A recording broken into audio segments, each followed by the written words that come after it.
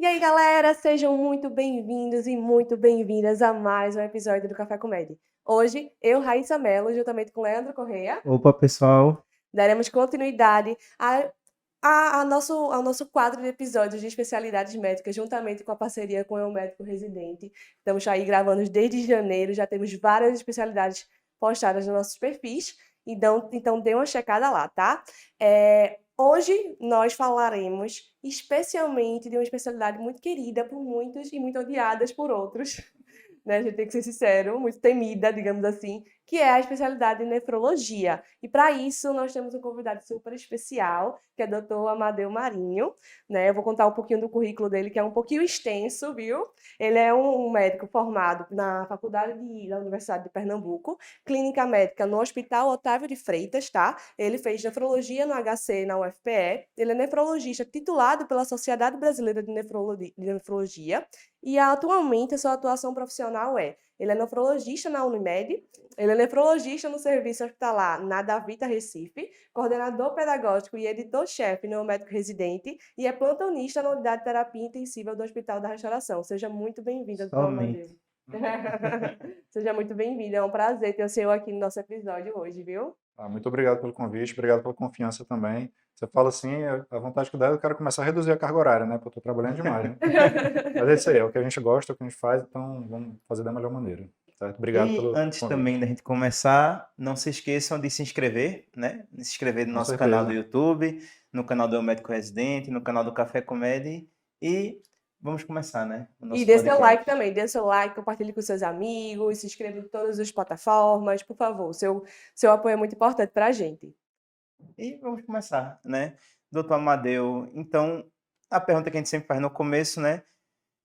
A nefrologia, o que é nefrologia? É essa residência de acesso direto? Como é que é para entrar na nefrologia? Bom, a nefrologia é a especialidade que ela se destina, tem por fim, o estudo do funcionamento renal, né? Então, a gente, como você falou, é uma especialidade que acaba sendo um pouco odiada pelas pessoas, porque, de fato, é uma parte da fisiologia que ela é um pouco mais complexa. Então, muitas vezes as pessoas têm um contato durante a faculdade que é um pouco mais breve e acaba se tornando superficial o suficiente para que as pessoas não consigam entender e não consigam gostar tanto assim. A gente entende, é compreensível. Isso não é a primeira vez que eu escuto, mas vamos tentar desmistificar isso daqui. A residência de nefrologia não é uma residência de acesso direto, é uma residência de subespecialidade. Então, para que você possa fazer a residência de nefrologia, você precisa ter feito clínica médica antes.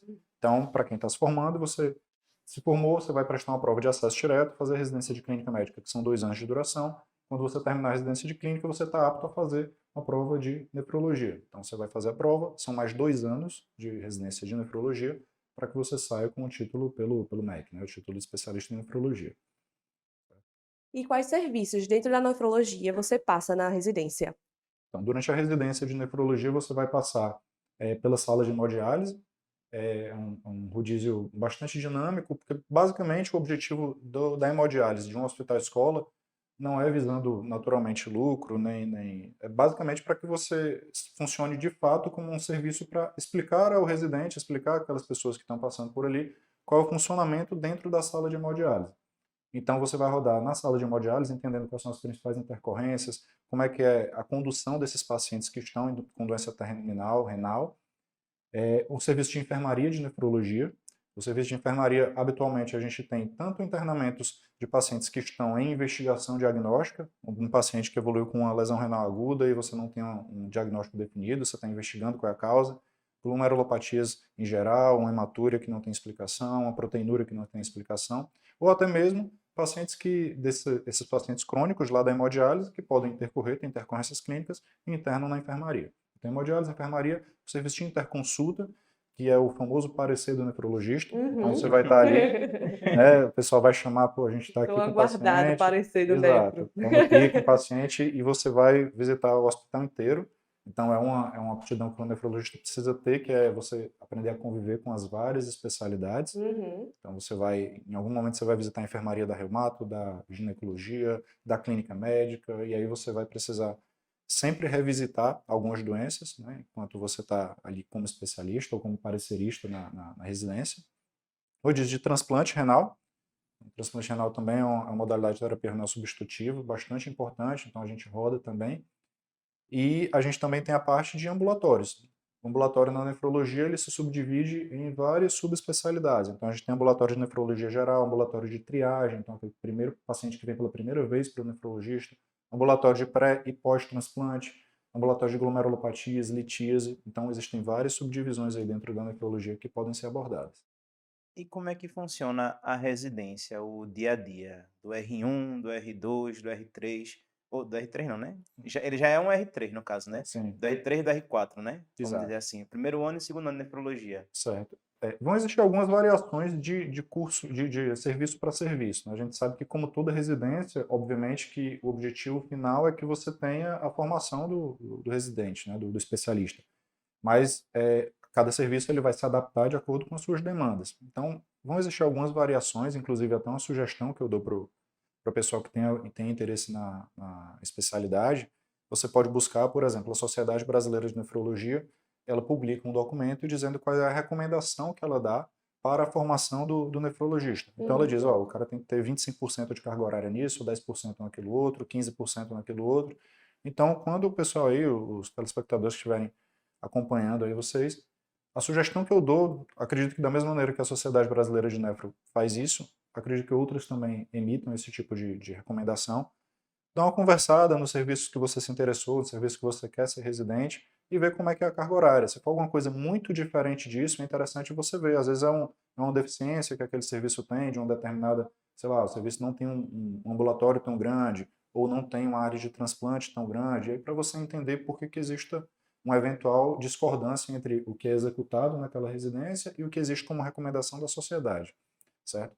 Mas, basicamente, os serviços que você vai passar na residência e o funcionamento direto dela, onde eu fiz no Hospital das Clínicas, aqui da Federal de Pernambuco, a variação entre o R2 e o R1, né, de nefrologia, era muito pequena, em termos teóricos, que era, basicamente, a gente deixava de dar plantão no R2 nos finais de semana, então quem dava todos os pareceres, abria e fechava hemodiálise no R2, no final de semana, era o R1.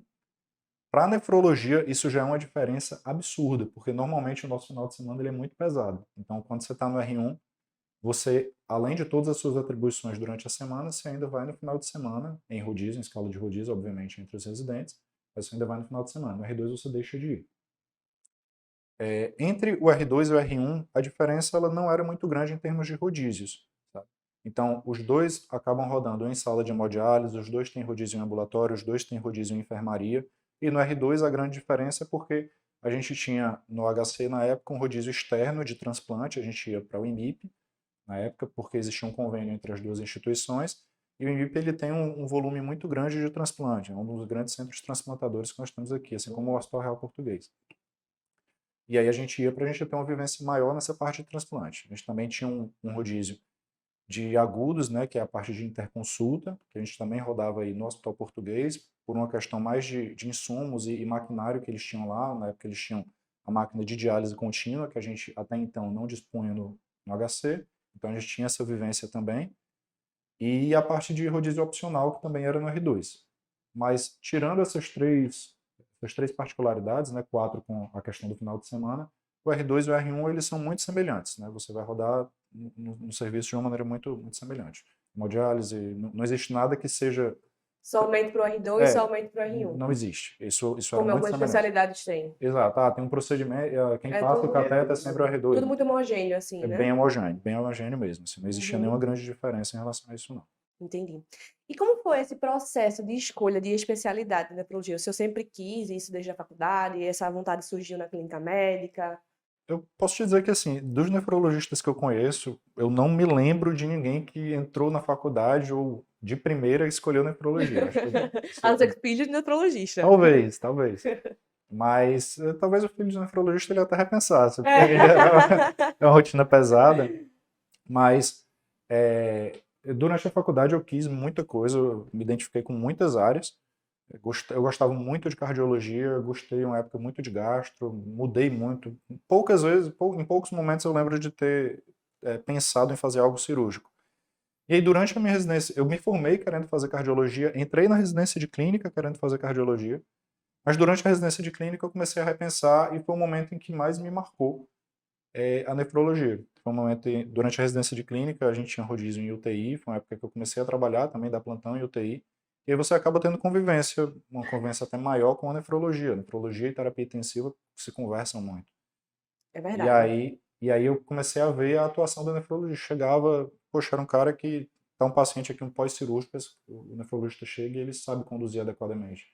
Um paciente crítico e ele sabe conduzir adequadamente. Um paciente imunossuprimido, um paciente, uma pessoa vivendo com HIV, por exemplo, ele sabe conduzir.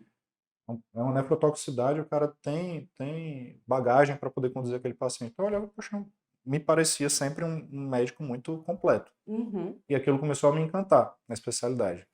E isso talvez tenha sido o que mais me conduziu para pensar na nefrologia, pensando como uma coisa mais completa, que você tivesse uma vivência de várias áreas da medicina e não só da sua especialidade, até como vocês Botar falaram, dentro de uma caixinha, é, né? é o ortopedista do ombro esquerdo, sabe? Não, quer ser o médico mais completo.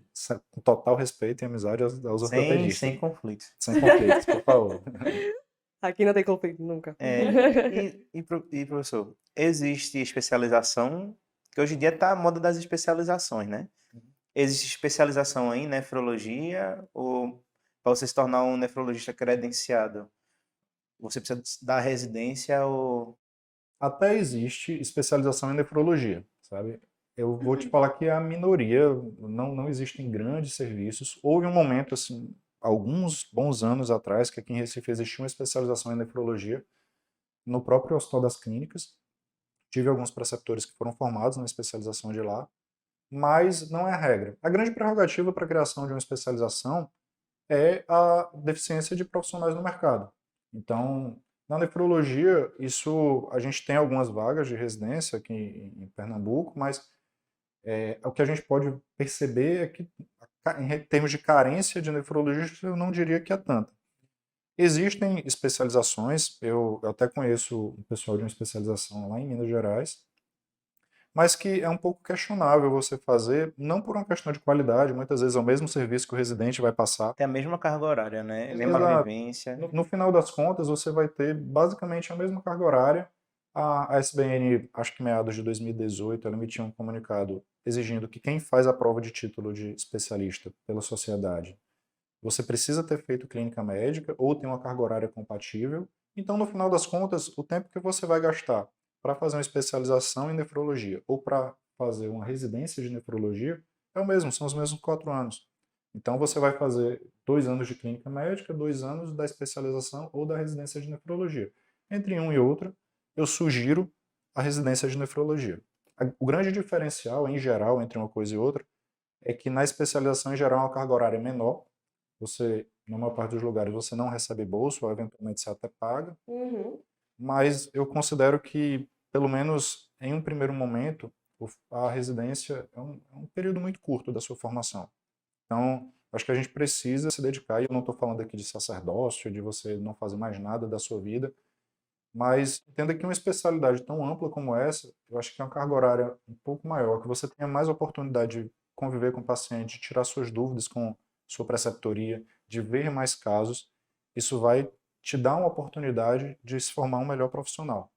Então, eu acho que, eventualmente, você pensar num serviço que tem uma carga horária menor, meramente por isso, não me parece uma boa escolha, né? Eu acho que vale a pena realmente você investir bastante nisso daí. E assim, lembre que quando você termina a sua residência, o preceptor não vai estar do teu lado para tirar a tua dúvida, entendeu? Uhum. Então, quanto melhor a gente sair formado, acho que isso é uma decisão que a gente precisa tomar, precisa se programar para tomar, é melhor que você consiga investir nisso. Em relação à subespecialidade dentro da nefrologia, porque a nefrologia já é uma subespecialidade, né? Mas dentro da nefrologia a gente consegue se subespecializar ainda mais? Existe essa possibilidade? Existe. Hoje, se a gente pensar em campos de atuação do nefrologista, a gente vai ter atuação como nefrologista de hemodiálise de crônico, né, pacientes crônicos que já estão em terapia renal substitutiva, seja hemodiálise, seja diálise peritoneal. O nefrologista que a gente chama de agudos, né, que é esse nefrologista que vai chegar nos hospitais para dar os pareceres. Então, crônico, agudo, o nefrologista que trabalha com transplante, com ambulatório e a parte de nefrointervenção. Para a maior parte delas, você não vai precisar fazer nenhuma subespecialidade. Para o transplante, é de bom tom que você faça. Existem fellows hoje que você pode fazer, e aí você Uhum. faz mais um ano de especialização em transplante Aí faz renal. alguma prova, alguma coisa assim? Ou... Normalmente existe análise de currículo, alguns serviços eles fazem uma prova também, análise de currículo, entrevista. Então varia um pouco de serviço para serviço. Mas em geral existe uma prova com análise de currículo para que você consiga entrar, certo? E aí você faz um ano de transplante para que você trabalhe com isso. Transplante é uma subespecialidade, digamos assim. Tem muitas particularidades, existem muitos protocolos que variam de um centro para outro. Então tem um determinado centro, às vezes no mesmo estado, e o tipo de imunossupressão varia um pouco em relação ao que é feito para um determinado perfil de paciente. Então, por ter uma área que tem suas peculiaridades, eu acho que é super válido. E uma outra possibilidade, além da parte de transplante, é você fazer a parte de nefrointervenção. Então, a parte de implante de catéteres de longa permanência, a gente tem alguns nefrologistas, isso quem faz muito bem, hoje tem grupos lá no Paraná, eu cheguei a conhecer alguns deles, que o pessoal treina exatamente isso, você fazer a parte de avaliação de fístula, então ele faz a parte de dilatação, angioplastia, você fazer a parte de implante de catéteres de longa permanência para hemodiálise, por exemplo. Então, a área aí que está surgindo aí a mais para o nefrologista se subespecializar. Mas assim, na nefrologia em si, quando você se forma nefrologista, você acha que vale a pena fazer uma subespecialização desse tipo? Por exemplo, na ortopedia, vale muito a pena, né? Quando você se forma ortopedista, geralmente quando a gente fez um episódio de ortopedia, a gente viu que vale mais a pena você se subespecializar realmente do dedo mindinho da mão esquerda. Mas na nefrologia, quando você se forma em nefrologia, você já está bem no mercado ou realmente compensa você se fazer mais um ano de subespecialização de transplante, etc. Olha, eu acho que isso varia muito da aptidão de cada um. Eu acho que para quem quer trabalhar com transplante, para quem gosta, durante a sua formação, o transplante foi uma coisa que fez diferença, que você se vê trabalhando com aquilo, eu acho que vale muito a pena. Muito a pena mesmo até para você conseguir ofertar um serviço de melhor qualidade, sabe? E como eu falei, pelas particularidades que tem no próprio transplante renal. Mas para o nefrologista que ele não pretende trabalhar com isso, para o nefrologista que ele vai trabalhar ali, Abrir um fazer consultório? o consultório dele, ou ele vai fazer a parte até o próprio plantão de agudo, fazer a parte de pareceres, ou trabalhar numa clínica de hemodiálise, via de regra não existe essa demanda de uma maneira muito Entendi. forte, sabe? Então, A residência Acho que já até a é porque é residência, suficiente. é um profissional bem polivalente, né? Assim, eu acho que, como você até disse, você pode variar a área que você quer atuar, isso. entendeu? Não, Existem nefrologistas, eu tenho colegas de residência, que a gente teve a mesma formação, no mesmo período.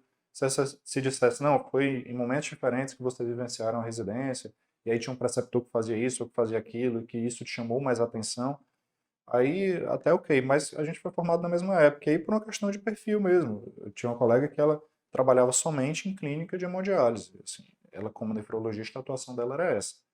Aí tem gente que não gosta, tem gente que acha muito monótono, porque é aquele dia a dia de você ir para a clínica e a hemodiálise está acontecendo, você fazer ambulatório e tudo. Eu, particularmente, eu prefiro a assistência nefrológica em hospital.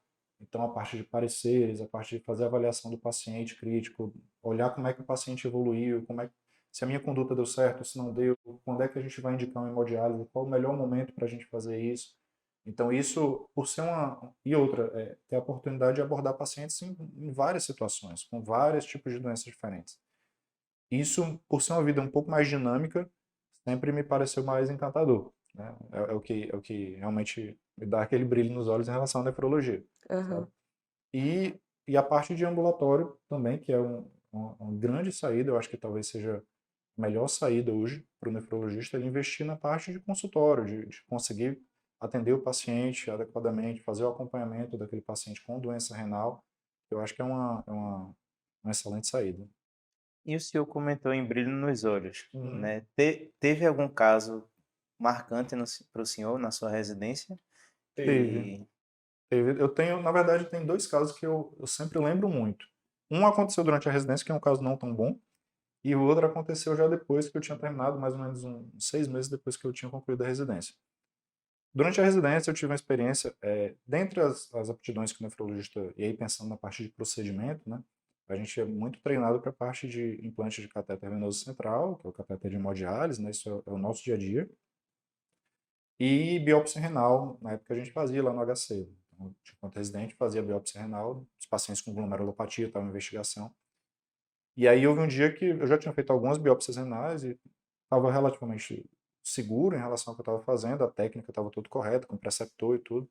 E não, assim, não houve nenhuma intercorrência durante o procedimento, mas a paciente fez um hematoma enorme, um hematoma do tamanho de uma lata de Coca-Cola, renal enorme, e aí a Minha gente, nossa. assim, eu fiquei super preocupado, era uma paciente super jovem, a gente estava fazendo de tudo para tentar recuperar a função renal, e aquilo ali poderia, além dos riscos, obviamente, do próprio sangramento e tudo mais, mas poderia, Mudar o obviamente, prognóstico. agravar a situação dela, né, conduzi-la a uma situação de rim terminal, uma vez que houvesse alguma complicação decorrência daquilo. E aí isso me marcou muito. E eu lembro que na época me veio à mente uma frase de um preceptor que eu tive na clínica médica que ele dizia assim, cara, toda vida que houve algum desfecho que não foi positivo, revise tudo aquilo que você fez. Revise todos os seus passos. Como é que foi a indicação, como é que foi a análise da paciente, como é que foi feito o procedimento. Se tudo que você fez estava dentro dos conformes, você não fez nada de maneira atropelada, você não pulou nenhum passo que deveria ser dado, cara, página virada, isso é um risco inerente ao procedimento, certo? Obviamente a gente não pode fechar os olhos para as complicações que podem surgir, mas é uma maneira que me veio assim, de que você tentando fazer o seu melhor me marcou porque eu me vi em algum momento potencialmente podendo gerar um risco para aquela paciente. E isso foi muito marcante para mim. Foi uma época que aí você começa a repensar tudo que você faz, né? E aí o caso positivo que eu tenho é de uma paciente que ela tinha uma péssima adesão ao tratamento, aquela paciente que não seguia dieta, não tomava medicação, não fazia nada adequadamente. E aí eu sempre sentava, sempre no dia da diálise dela, eu sentava e ia conversar com ela e tudo mais. E assim, depois de 6 meses conversando, tentando manter uma relação médico-paciente adequada, com um rapport adequado, com medicação adequada, conseguindo ofertar o que ela podia ter, assim, coisa de uns 6 meses a gente reduziu para menos da metade das medicações que ela precisava tomar. Depois essa paciente ela foi transplantada, teve um desfecho excelente, o transplante. E aí o grande marco, que eu acho que é uma grande mensagem que a gente precisa ter em relação à nefrologia, é de que a gente trata pacientes, em sua maioria, e aí se a gente pensar na principal causa de doença renal crônica no mundo, diabetes e hipertensão, são doenças que são tratáveis. Que a gente precisa da adesão do paciente. E isso, em algum momento, precisa ser o nosso grande motivador para a gente buscar que esses pacientes tenham adesão, que eles saibam qual é a gravidade da doença e que a gente entenda que a gente pode perfeitamente mudar a história daquele paciente. Mudar a história de vida, mudar a qualidade de vida, dar a oportunidade daquele cara conviver de uma maneira melhor com a família dele, ver os filhos, os netos crescerem, sabe? Então isso é sempre possível.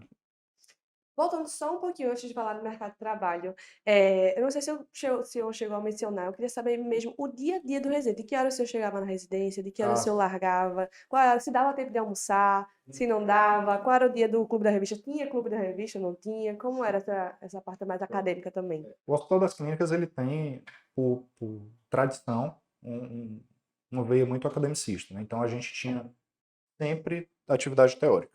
O dia a dia, o horário que eu chegava na residência, sempre entre 6h30 e 7 horas. Em geral, você não conseguia chegar. Se você chegasse muito depois disso, você ia atrasar muita coisa no dia a dia da residência, exceto naqueles dias em que você abria hemodiálise. O que significa abrir hemodiálise? A, toda clínica de hemodiálise, todo serviço de hemodiálise, ele começa, a primeira sessão de hemodiálise do dia, ele começa às 6 horas da manhã, a parte no Brasil inteiro. 6 horas da manhã o paciente está sentado na máquina, conectado, fazendo a sessão dele. A maior parte dos pacientes faz 4 horas de hemodiálise, 3 vezes por semana. Então, vai ter uma turma que vai dialisar das 6 às 10. Das 10 às 11 existe a desinfecção, entre de 11 às 15, desinfecção nas máquinas e tudo, higienização, e outra das 16 até as 20 horas, 20 e pouco. Então, no dia que você vai abrir a hemodiálise, significa que você, às 6 horas da manhã, você já está dentro da sala de hemodiálise. Não é 6 horas que eu estou estacionando meu carro. Não. 6 horas você está lá, abrindo a sala. Ou seja, acordando de 4h30, mais ou menos, 5 4h30, 5 horas. horas da manhã, correndo para poder chegar lá e nada atrasar. Porque entenda que se um paciente, o primeiro atrasar, vai atrasar toda uma cadeia dos pacientes. Então, tirando os dias que você precisava abrir hemodiálise, você chegava ali entre 6h30 e 7 horas. No dia de abrir, você chegava ali 10 para as 6, 15 para as 6. E E aí a hora de ir embora era muito variável. No dia que você não tinha que fechar a hemodiálise, você saía em torno de umas 6h30, por aí. E você revezava isso com os outros residentes? Sim. Quem fecha, Aí, quem abre. exatamente. Aí, normalmente, para não se tornar uma coisa muito desgastante, a gente colocava pessoas diferentes, né?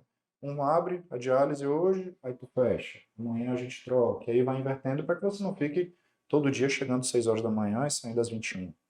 Entendeu? Então, em geral, a gente fazia uma escala disso daí, da abertura e fechamento da diálise.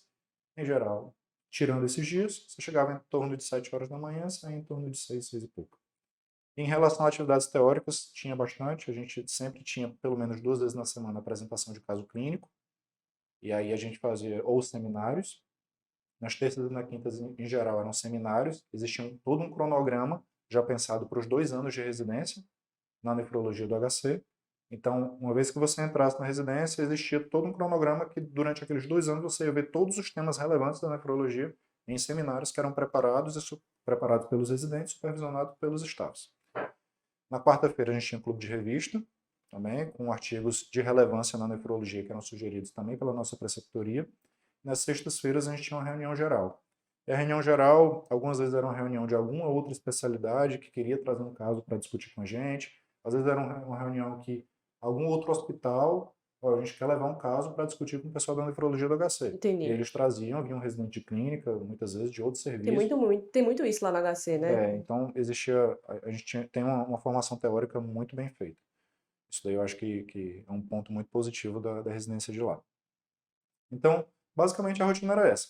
Aí, dependendo do rodízio que você estava, a coisa variava um pouco. Então, normalmente quem chegava e abria diálise liberava as prescrições dos pacientes que estavam na enfermaria. Quem estava na enfermaria fazia a condução desses pacientes. E aí, à medida que o pessoal ia chegando, cada um ia se designando para o seu serviço. Quem estava dando os pareceres ia pegar os pacientes que a gente já acompanhava, ver se tinha solicitação de parecer novo. Quem estava na hemodiálise ia ficar dentro da sala de hemodiálise junto com o plantonista, né, o preceptor.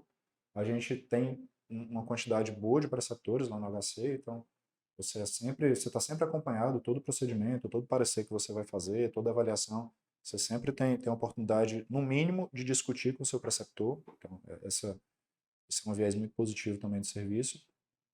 E aí quem ia para a hemodiálise, vai para a sala de hemodiálise, quem ia para o transplante ia lá para a enfermaria de transplante, na hora que terminava de evoluir a enfermaria, ia para o ambulatório de transplante, quem estava no ambulatório fazia o acompanhamento lá dos pacientes do ambulatório, e aí, em termos de carga horária, a coisa meio que se equivalia dentre os rodízios, sabe? Alguns um pouco mais pesados, ou com a carga de trabalho emocional um pouco maior, como a enfermaria, mas em linhas gerais a rotina era basicamente essa. Era uma residência pesada, o senhor diria? Bastante.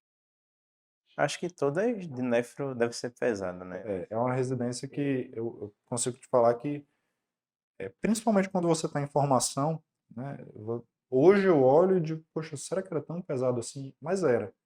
Porque é muito fácil você olhar depois que você já tem Já algum tempo. passou. Exato. E assim, você, além de já ter passado, hoje você com alguns anos no mercado, algumas decisões você consegue tomar muito mais rapidamente, de uma maneira muito mais assertiva, do que quando você estava em formação. Então, a, a, a sua logística, quando você está lá na residência, ela é mais lenta, você vai demandar mais tempo e tal, você vai ter muito mais dúvida, isso é natural.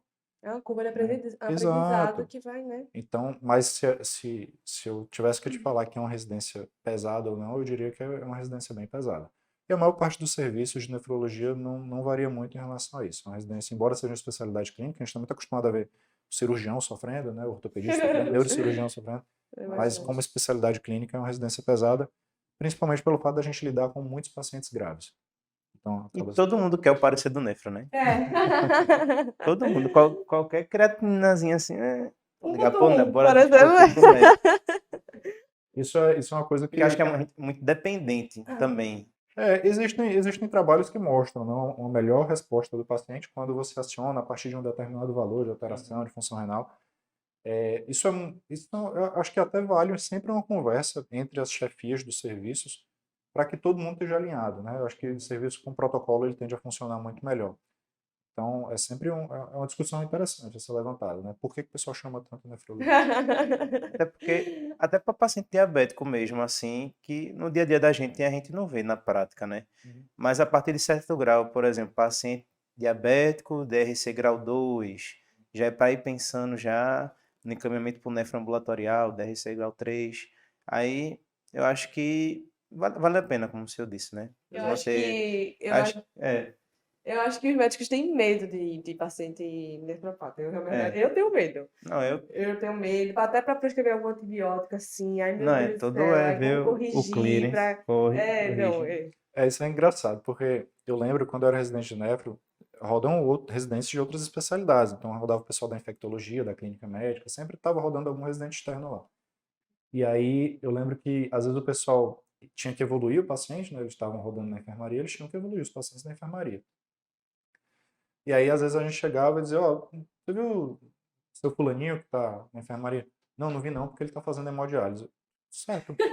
Mas qual o problema dele estar fazendo hemodiálise? Não, porque eu não quis entrar lá na sala. como é que ele explode? Mas não tem nenhum problema, ele tá lá, ele tá acordado, tá? Você pode chegar lá, conversar, examinar. Ele é ótimo, é um paciente. Não, mas eu não quis, cara, não existe nenhum problema com isso. Eu tive uma preceptora na residência que ela dizia assim: "Ó, o pessoal tem muito medo do paciente que está conectado na máquina da hemodiálise. Sim, sim. Se tá, ele tá lá na hemodiálise, Vai parar a qualquer momento. mas se ele tá lá na hemodiálise, né? Beleza. Aconteceu alguma coisa, na dúvida, desliga a diálise. Desliga a diálise, examina ele, vê como é que tá. Pronto. Na hora que você desconectou, ele deixou de ser um paciente conectado à máquina. É. Agora dá para você Uma fazer tudo. dúvida, pode desligar durante? Durante a sessão, com algumas indicações, sim, Sim. existem indicações da gente suspender. Mas o que ela quis dizer, na Não, verdade, não é que isso. você desligue a Não, revelia por qualquer razão. Mas é que assim, brincadeira. cara, é basicamente um procedimento que ele está fazendo, um procedimento que inclusive é ambulatorial. Quando terminar, muitos desses pacientes eles vão para casa, andando, entendeu? Não, isso é a nível ambulatorial, mas se for no UTI, rapaz, o negócio é mais É, embaixo. aí é mais embaixo. Mas Aí todo começa a paciente aumentar a UTI droga e você, é. rapaz, essa é Mas veja hemodiálise. que a própria indicação dele estar dentro da UTI já o torna um paciente crítico. Com Entendeu? certeza. Embora exista uma premissa aí da Mas eu máquina vou. sugadora de almas, Eu isso não queria é falar bobagem. nada, não, A gente não queria mas entrar nesse mérito, Não, mas né? o a gente senhor tá trabalha com a falando. verdade. Eu acho todo, por isso que é importante a boa conversa entre as especialidades. Quando o nefrologista chega, é nada melhor do que ele chegar, conversar com o plantonista. Cara, como é que está a impressão de vocês em relação a esse paciente? O que é que vocês estão pensando? Sabe? Como é que o diarista viu? Qual foi a conduta que foi determinada? E aí, para todo mundo, está na mesma página. E aí você vai conseguir ofertar um serviço muito melhor, um cuidado muito melhor para aquele paciente. Imagina se eu chego lá e eu tô, não, esse paciente ele está hipervolêmico, eu vou tentar tirar mais volume dele. Aí chega Léo lá e não, vou botar 2.000 ml de soro aqui porque eu acho que ele Tá está seco. tá seco. Imagina, isso pode acontecer, se não houver comunicação, aí fica um trabalho meio de português, né? Fica, um coloca, o outro tira e fica aquela coisa, Isso. ninguém se entende e não vai dar certo nunca. Então, daí, mais uma vez, reforço, é importante você saber conviver com as outras especialidades e conversar. Conversar, nada melhor. E, ô, doutor, e agora eu me formei em nefrologista. Uhum. E agora? Tirei meu título lá da sociedade, Certo. tenho minha página no Instagram, tudo. Já estou começando, querendo meu consultório, mas não sei como é que começa. Então, me formei. E agora? Com o mercado de Qual o trabalho, mercado né? de trabalho? O mercado de trabalho de nefrologia, eu escutei muito isso na minha formação, que ele é muito cíclico, né? Então, a gente já teve um período aí de ser uma boa saída, o pessoal que montou clínica de hemodiálise décadas atrás, né? Mas com o passar do tempo, até pela própria a dolarização dos insumos, um reajuste muito lento, a passos muito lentos, atraso no pagamento para aqueles pacientes que são dependentes do SUS, que é a maior parte dos pacientes, né? Mais de 80% dos pacientes hoje que fazem hemodiálise, eles são dependentes do SUS. Então, acabou se tornando uma especialidade muito menos rentável para quem pensava em empreender, ter sua clínica de hemodiálise e tal. E eu estou respondendo isso porque não é raro a gente ouvir alguém dizer assim, não, eu vou ser nefrologista e eu vou montar minha clínica. Às vezes vale a pena você pensar direitinho e estudar exatamente o mercado, como é que ele está se comportando em relação a isso, sabe? Quando você se forma como nefrologista, a maior parte das pessoas vai trabalhar em plantões, seja em plantão de crônico, ou seja, você trabalhar dentro de uma hemodiálise, né, vendo essas intercorrências, acompanhando o paciente renal crônico dialítico do ponto de vista ambulatorial, ou em plantões de agudo, ou seja, você pega um plantão naqueles serviços que demandam assistência nefrológica. Então, num hospital de grande monta, vai ter, a maior parte desse serviço, pelo menos aqui em Pernambuco, ele é todo terceirizado. Então, você está num hospital desse, em geral vinculado a uma clínica, que vai te contratar e você vai visitar esse hospital para dar os pareceres de nefrologia, para escrever as diálises que estão lá e tudo mais. Então, o carro-chefe, digamos assim, do nefrologista, quando ele termina, é isso: plantão de crônico, plantão de agudo. Eu acho que a parte ambulatorial é uma parte que merece muito ser explorada, sabe? A rigor, não são tantos nefrologistas fazendo ambulatório, principalmente um ambulatório um maior cuidado, assistência, um maior tempo dedicado ao paciente. Então, eu acho que é um nicho que vale ser explorado. Mas, basicamente, o seu dia a dia vai ser de plantões, crônico e agudo. Em relação ao mercado de trabalho, se você terminar a nefrologia hoje, eu diria que existe a oportunidade para você começar a trabalhar. Não é uma coisa tão fechada. Hoje a coisa tende a ser bem mais ampla, assim. Acabou que, por um próprio movimento de mercado, existem poucas clínicas, poucas empresas fazendo esse tipo de serviço. Então, no final das contas, meio que está todo mundo trabalhando junto, né? Quem não está trabalhando junto se conhece, então acaba que a coisa fica um pouco mais fácil de você penetrar no mercado. Então, eu não acho que seja muito complexo, não. Mas, basicamente, sua rotina, ao terminar a nefrologia, vai ser de plantões. O seu ganha-pão, a gente pode colocar assim, vai ser de plantões. Existe algum procedimento que só o nefrologista é apto a fazer e esses procedimentos, eles agregam valor à sua consulta, alguma coisa assim, ou se não no plantão? O senhor falou que tem especialização em CDL, implante de catéter, né? Uhum. Esses procedimentos, eles acabam faturando alguma coisa? Como é que é? Então, em relação a procedimento, na nefrologia você tem procedimentos, então você pode fazer o implante de catéteres de hemodiálise, tanto os catéteres de curta permanência, quanto que são chamados catéteres temporários, quanto os catéteres de longa permanência, certo? Biópsia renal, você pode fazer também, mas em termos de o que efetivamente, nada disso é exclusivo do nefrologista. O que é exclusivo do nefrologista até hoje é a prescrição da hemodiálise, né? Mas esses procedimentos, por exemplo, o catéter de hemodiálise, isso pode ser implantado por um cirurgião vascular, por exemplo. A biópsia renal, isso pode ser feito pelo pessoal da radiointervenção, pelo próprio urologista. Então, o que a gente tem, na verdade, na consulta, um procedimento que agregue valor para o nefrologista, não tem. O que você tem, na verdade, é a assistência de fato ambulatorial e a prescrição da hemodiálise quando você está acompanhando o paciente que dialisa. Seja hemodiálise, seja diálise peritoneal, né? E falando em valores, agora, né? Que aqui é que o público quer saber, né? É o momento mais É esperado. uma... Inclusive, se você estiver assistindo agora, pare tudo que você está fazendo, curta esse vídeo, compartilhe com seus amigos, que é a parte que com certeza o pessoal vai passar tudo até agora, até esse minuto. Vai dizer lá, assista a partir do minuto tal. E tal. O pessoal nos comentários, né? Curta esse vídeo, compartilhe com seus amigos, nos siga nas redes sociais. Doutor G quer saber Valores. É assim, de do verdade. plantão de intercorrência, plantão de crônico, mais ou menos assim, a média que gira em torno do valor do plantão, né? O senhor disse que o nefrologista inicialmente vive de plantão, Sim. né? E depois, quando vai se estabelecendo, tem seu consultório, nefroclínico.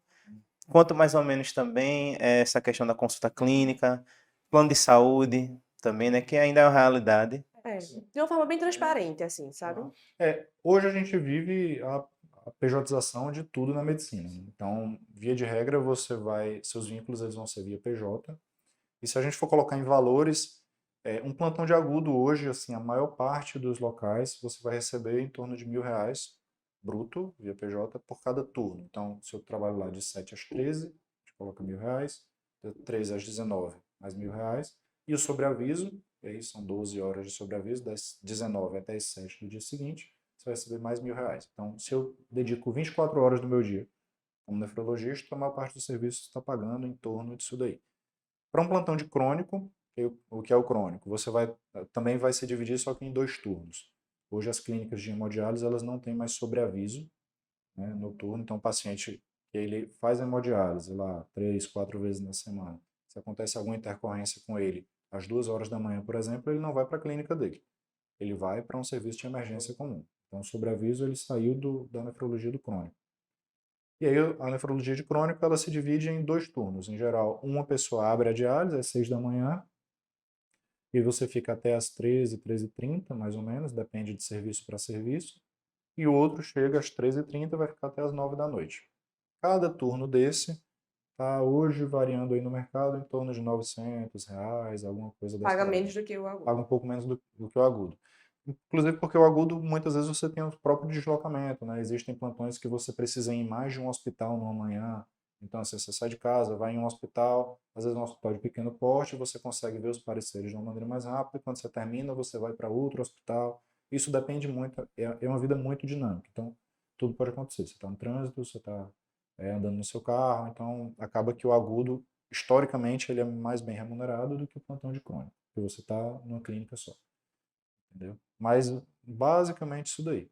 Em termos de consultório, isso é muito variável, né? A gente vai ver gente cobrando valores mais módicos, aí, em torno de R$ 300, R$ 400, até consultas que chegam a bem mais que isso. Isso numa consulta particular, naturalmente. Mas a média é mais ou menos. Eu diria em torno de R$ 350 a R$ 400, é o que eu vejo que as pessoas cobram. Plano de saúde.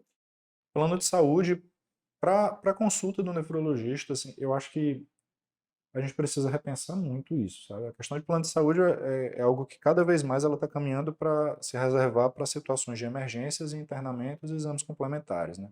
A gente vê muitos colegas aí deixando de atender por plano de saúde porque, em geral, é uma remuneração que ela é bem abaixo do mercado e você demora a receber, normalmente eles pagam com alguns meses de atraso, e você está sujeito a glosas, a tudo mais.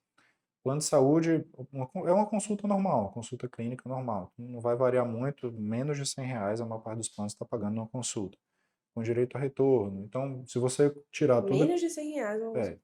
por plano de saúde, uma consulta clínica, não chega muito diferente disso, não. Então, se você pensar em tudo que vai entrar aí de imposto, a manutenção que você vai ter de consultório, o paciente com direito a retorno, então considere que esse paciente ele Dividido pode por 2 voltar, ainda. divide por 2. Então, realmente, para você atender por plano hoje, para uma consulta clínica, né, que, como eu falei, você não existe nenhum tipo de procedimento, uma cirurgia ou nada que você, em algum momento, consiga monetizar aquilo ali. E, assim, ninguém está falando aqui de médico mercenário, mas todo mundo tem boleto para pagar, né? Ela chega na casa de todo mundo, na minha chega. Mas fica muito menos convidativo você trabalhar por plano de saúde. Eu não acho que é uma boa saída, não. Então é um pouco complicado, sabe? Então, basicamente, se você vai trabalhar com ambulatório, com consultório, a ideia é que você realmente invista na sua carreira, faça um atendimento bom, você se dedica à sua especialidade, se dedica aos pacientes, para que você realmente possa agregar valor na sua consulta. É isso que você tem para agregar valor, né? Então, falando assim, quanto em média ganha o nefrologista no fim do mês? Quanto você está disposto a trabalhar? Olha. Diretamente proporcional, né? Pelo que a Diretamente gente viu. proporcional. Se você está disposta, poxa, eu tô com dívida, vou casar, todo mundo, alguém já viveu aí essa experiência, né? Se você está disposto a trabalhar 4 dias na semana, multiplica isso daí por 3, se você estiver disposto a fazer as 24 horas de plantão, e aí você vai ter uma renda boa, você vai ganhar ali bruto 12 mil por semana, uma semana de trabalho, trabalhando 4 dias. Mas assim, 12 mil por semana, isso vai dar um bom, pouquinho, veja, pouquinho, isso vai vai dar um bom juntando. salário, mas o que a gente precisa aprender disso daqui é que esse tipo de exposição, esse tipo de rotina, tem um prazo de validade que normalmente é muito curto. Né? Então, quando você se expõe, entenda, é uma vida dinâmica, você vai correr, você vai E exige enfrentar, muito. exige muito. que você não consegue levar a longo prazo. Você não consegue. E aí você começa a adoecer, você começa a prestar uma assistência pior porque você está cansado, você está mais sujeito a falhas. Então, é sempre a gente pensar numa maneira de evitar você entrar nessa bola de neve, de ficar vivendo de plantão e moldar a sua vida nisso, sem pensar um passo um pouco mais à frente, né? Pensar, poxa, será que eu me enxergo fazendo isso daqui a 10 anos? Então, acho que é isso que esse é o exercício que a gente tem que fazer. Todo mundo precisa pagar conta. Em algum momento você vai precisar fazer isso.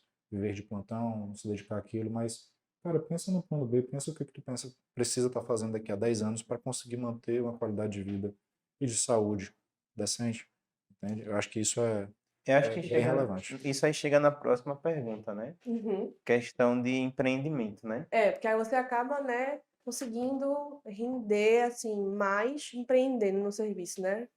seria como a gente consegue empreender mais na área de nefrologia? Como a gente consegue fazer isso? Quais são as nossas opções? É, como a gente tinha falado anteriormente, a parte de clínica de hemodiálise me parece que, não sou um grande estudioso dessa área, mas as vivências que eu já tive não me parece que seja um bom momento para isso. Acredito que já foi, mas hoje talvez não seja a melhor saída. Por uma questão aí de movimentos de mercado e preço de insumo e tudo mais. E todas as responsabilidades que incluem você ter uma clínica de hemodiálise. Mas eu acredito muito na parte de nefrologia ambulatorial, certo? E aí você poderia pensar numa estratégia de negócio em que você tenha outros colegas nefrologistas, todos atendendo juntos, de uma maneira a tentar reduzir os custos e melhorar a qualidade do atendimento, né? Uma coisa mais multidisciplinar, não só com os nefrologistas, mas a parte de nutrição, fisioterapia, que é muito válido para esse perfil de paciente. E na parte de nefrologia, eu acho que, assim, por ser uma especialidade tão temida, né, pelas pessoas, eu acredito muito na parte do ensino, né? Hoje, boa parte da minha dedicação ela acontece no médico residente. Eu acho que é uma parte que a gente consegue formar melhores profissionais, a gente consegue se dedicar a isso e consegue tentar desmistificar todo esse dragão aí que existe ao redor da nefrologia, que as pessoas têm medo. E eu acredito muito nessa parte, tanto no ensino quanto na parte de nefrologia ambulatorial, pensando numa maneira de você empreender, uma maneira de você crescer e tentar escalar um negócio aí com a sua especialidade.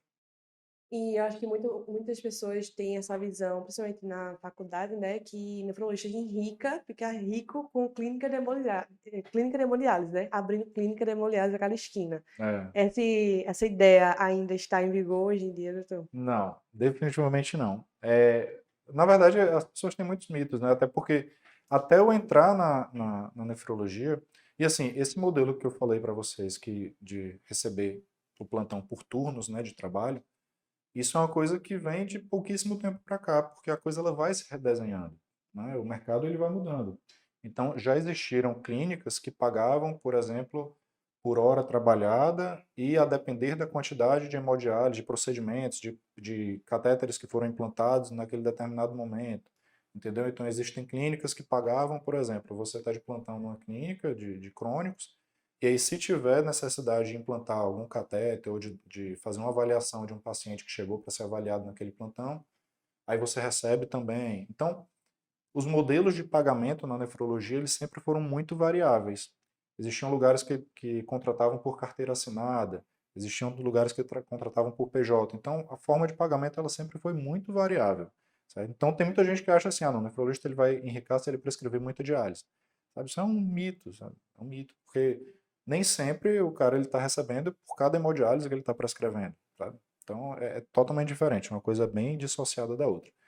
Em relação a abrir clínica, como eu tinha falado, eu acho que não é o melhor momento de mercado para que se invista nisso, sabe? Não é porque não tenha pacientes renais crônicos, a gente tem uma parcela grande de pacientes renais crônicos, mas até que você monte toda a estrutura, o capital de giro que vai estar envolvido e as responsabilidades que são atribuídas pela RDC, né, pela regulamentação governamental, em cima da clínica de hemodiálise, me parece que é um negócio que talvez não seja tão rentável quanto as pessoas pensam.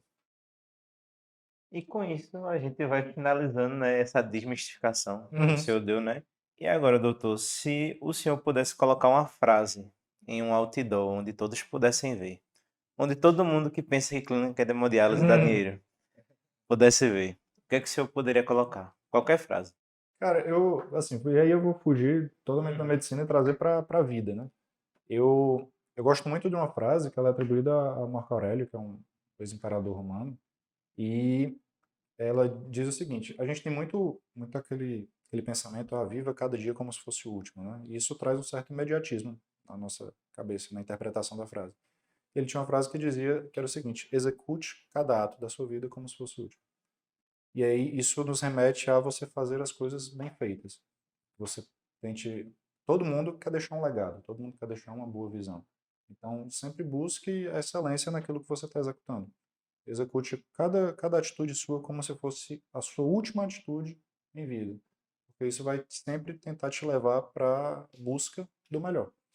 Então, eu acho que isso eu diria que é uma coisa que eu tento fazer com que seja importante na minha vida, sabe? Esse tipo de pensamento, para que a gente consiga ofertar sempre o melhor, entregar sempre o melhor. Excelente. Profundo, excelente. Chegou a parte que a gente adora, que é o biscoito da semana. Acho que só eu falo o jargão do biscoito da semana. E eu vou continuar insistindo até todo mundo falar igual a mim. Pessoal, doutor, biscoito da semana, né? Para quem está assistindo esse episódio pela primeira vez e para o senhor também que é convidado nosso, a gente dá uma dica de algo que a gente esteja curtindo, lendo, assistindo, enfim. E relacionado à medicina, não. E como é a nossa tradição, a gente sempre começa com o convidado. Qual é o seu biscoito da semana? Para quem vai o seu biscoito? Certo, eu vou trazer duas sugestões aqui. Uma nada relacionada com medicina, mas até com uma vivência de vida mesmo, de experiência. Tem um livro que eu li já tem algum tempo, mas que eu achei bem interessante. É um livro que chama Ponto de Inflexão. A ponto de inflexão é uma expressão que vem da matemática, né? Então, assim, aquele momento em que a curva ela muda de sinal. E aí ele remete o livro foi escrito pelo Flávio Augusto, que é o fundador da WhatsApp, é um empreendedor de sucesso, um cara que é bem presente nessa parte tanto de ensino quanto de empreendedorismo. E no livro, basicamente, dentre outros ensinamentos, ele coloca muito a ideia de que existem decisões que nós tomamos que vão mudar totalmente a nossa trajetória. Então, isso vai acontecer no momento em que você, sei lá, muda de colégio, ou a partir do momento em que você escolhe a sua faculdade, que você faz um vestibular, no momento que você escolhe a sua residência, a maneira como você decide se portar durante a residência. Então, vão existir momentos em que a gente vai fazer escolhas, algumas boas, outras nem tanto, mas que existem decisões que a gente vai tomar que vão mudar totalmente. E aí a gente tem sempre que tentar buscar, e esse é o grande ensinamento do livro, no meu entender, sempre tentar buscar as melhores escolhas, as escolhas que fazem mais sentido, analisando todas as variáveis, para que a gente conduza a nossa vida sempre no melhor caminho. Então, eu acho que é um livro bem interessante, uma leitura super rápida, e que traz esse tipo de reflexão. Eu acho super válido, principalmente para a gente que está na medicina, Com que certeza. muitas vezes se frustra muito com decisões ou com situações que a gente vivencia e que nem sempre, obviamente, vão ser positivas, né? Tem uma carga emocional grande. E eu acho que vale muito a pena ler. E, assim, como uma segunda opção, se eu posso colocar alguma coisa de medicina, em termos de Instagram, tem o Nefro Atual. É um Instagram que ele foi criado até por um médico que foi meu preceptor, o Dr. Luiz Sete. Ele tem muita coisa boa, um Instagram voltado para médicos. Então, ele traz muita coisa de doença renal, tirando dúvidas, discutindo alguns casos. É bastante enriquecedor para quem gosta dessa área. O livro foi?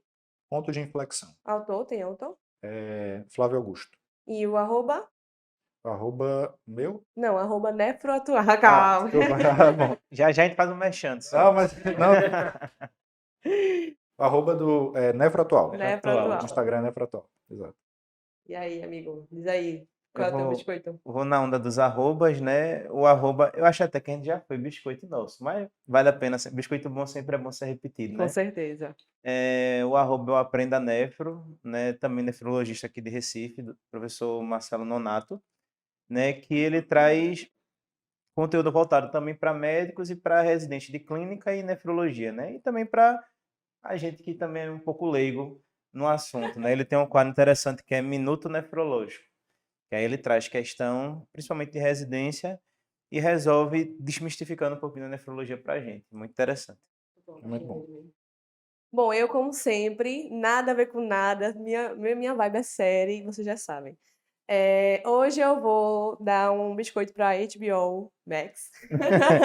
Patrocina a gente, MDB, Por favor, HBO, porque a Netflix não me notou, agora eu tô falando para HBO. HBO Max. Eu tô muito na vibe de minissérie, porque é uma coisa que tem começo e fim, 7 episódios, acabou, a história já é redonda, acabou. Não fico esperando temporada nenhuma.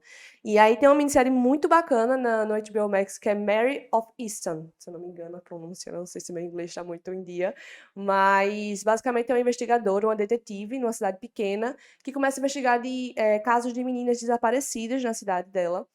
Assim, é muito interessante a série, muito bacana mesmo, principalmente porque ela não só mostra essa parte de criminal, mas também mostra muito a vida da detetive, sabe? Ela tá passando por muitos problemas, o filho dela Tô dando um pouquinho de spoiler. Acabou de se matar e não sei o que lá, enfim. Misericórdia, Exatamente. um spoiler de respeito, viu? Não, mas você no primeiro episódio você já sabe disso.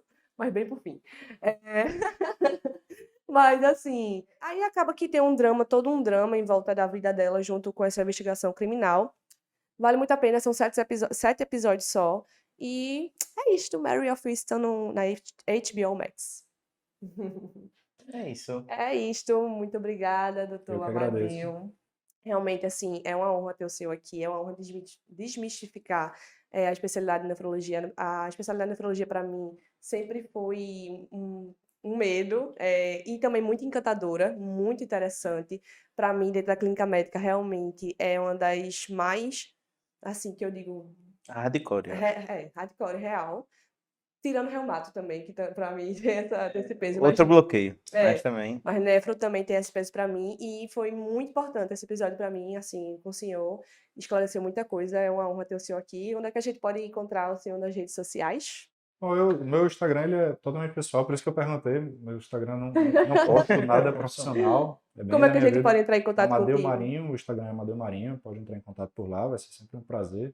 Se eu puder tirar alguma dúvida, caso tenha ficado, pode mandar mensagem, fiquem absolutamente à vontade, vai ser sempre um prazer.